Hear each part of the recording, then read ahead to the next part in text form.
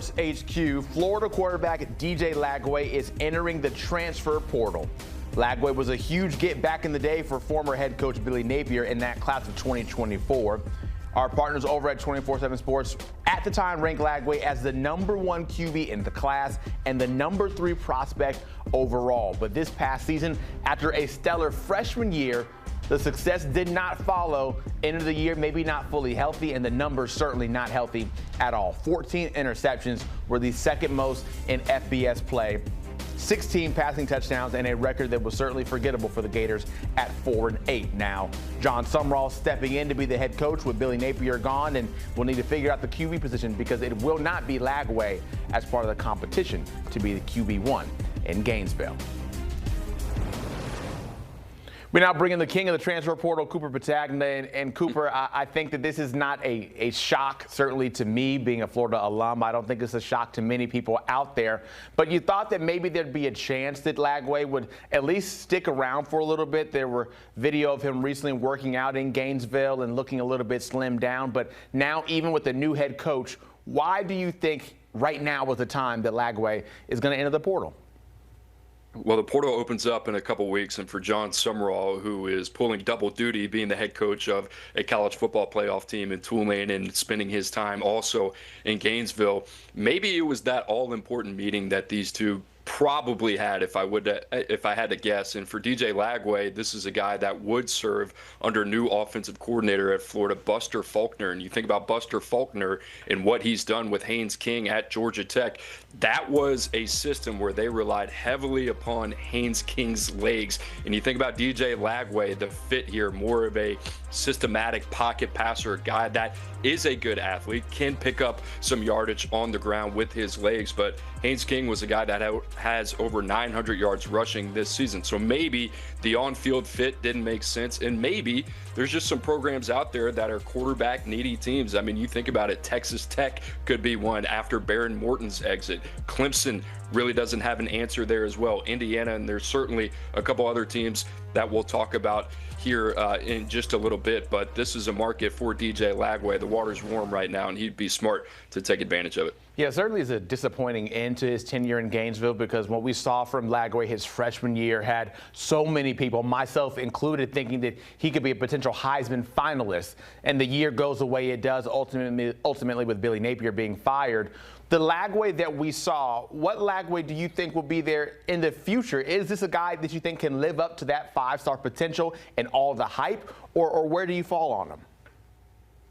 Yeah, I think it's important to understand how we got here. And for DJ Lagway, even going back to last season when he was 6-1 as a starter, this was a guy that dealt with a hamstring injury. Then after that, it was a sports hernia, and then a shoulder that kept him out in the spring, and then a calf strain in the fall. So I think for him, the lack of reps, even as a starter, starting 7 games in 2024, really hurt him from a continuity standpoint under Billy Napier in this Florida offense. And I'll say this, I have all the trust in the promise in the world that DJ Lagway can regain the form that we saw in 2024 and be one of the best quarterbacks in the country. I think when it comes to quarterbacks, especially, we've seen this in the past, Jaden Daniels from Arizona State to LSU, Bo Nix from Auburn to Oregon. There's a lot of other examples. Sometimes just a fresh start is all you need. And like I said, I think there's going to be a number of suitors, even outside of the SEC conference, that make a lot of sense for DJ Lagway, where he can go into an environment that makes a lot of sense, and he doesn't have to wear the cape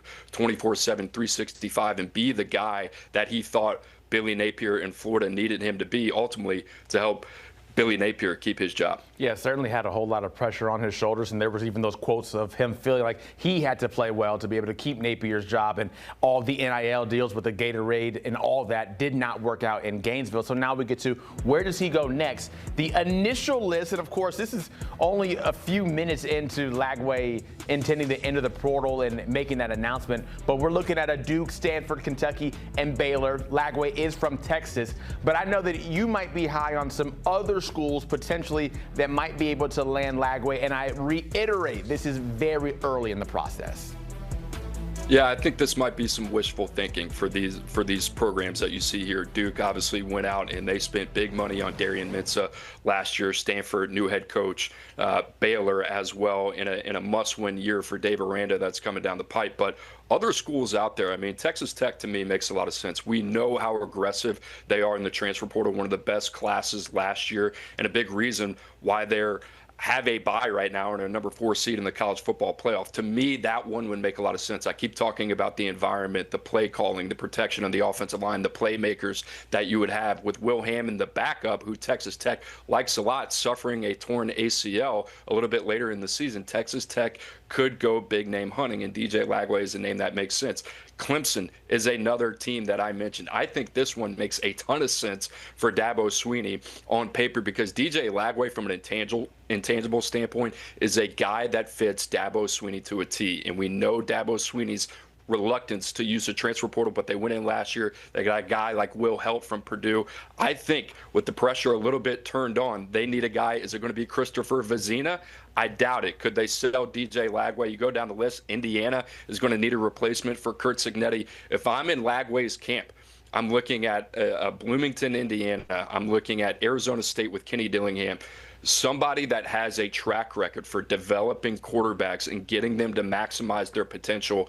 This is a very critical decision and the biggest decision to date in DJ Lagway's career. And I expect there to be a lot more suitors as really the dominoes start to fall in the quarterback market. Yeah, that QB market that is not going to be headlined by Lenora Sellers, who's going to return to South Carolina, making that announcement as they rework some things. How much do you think that the Sellers decision to come back to the Gamecocks, despite many thinking that he might bolt to go somewhere else, changed the market and the landscape for Lagway in terms of, okay, now there might be more money out there for him on the landscape for the portal, and maybe some of those teams he thought that he might not be able to go to, he can, because Sellers isn't that QB1 in the portal?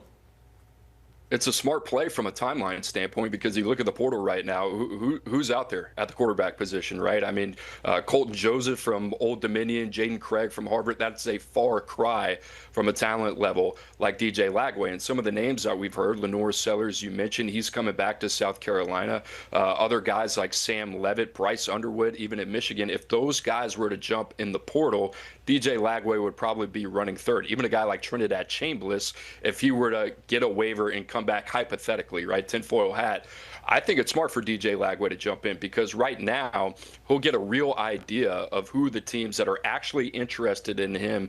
And if these guys don't jump in for another couple of weeks, he might have the pick of the litter where he wants to go. So I completely understand it from DJ Lagway, his camp, and why they would want to test the market sooner rather than later. And the same goes for Florida as well. Now they have a clean bill of health just in terms of which way they're going forward, and they kind of know the path that they need to navigate as well under John Summerall. Yeah, have Tramel Jones on the roster, who played in a few games sparingly as a true freshman this past season for the Orange and Blue, and now we'll figure out how the rest of the future will go for the program. Thank you so much, Cooper Patagna, and appreciate it and enjoy it as always. And more college football talk can be found over on the CBS Sports YouTube page for college football. Like, subscribe, scan the QR code, get up-to-the-date info and information, analysis, all those things by tapping in.